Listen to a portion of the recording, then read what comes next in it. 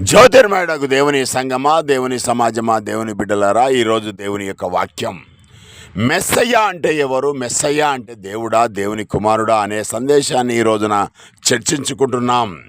మెస్సయ్య అంటే దేవుని యొక్క అభిషక్తుడు, దేవుని రాజ్య సంబంధులకు నాయకుడు, దేవుని చేత ప్రజల్లోనికి పంపబడినవాడు, లేదా దేవుని యొక్క ప్రధాన యాజకుడు, దేవుని చేత అభిషేకించబడినవాడు దేవుని క్రీస్తు. దేవుని యొక్క సందేశాలను ప్రజల్లోనికి తీసుకొని వచ్చి అనేకులను రక్షణలోకి నడిపించేవాడు అని అర్థం. మెస్సయ్య అంటే దేవుడు కాదు, సృష్టికర్త కాదు. అలా నమ్మితే నిత్య జీవము లేదు కదా, నిత్య నరకమే ఉంటుంది. యేసుక్రీస్తుని దేవుడు అంటే విగ్రహారాధననే.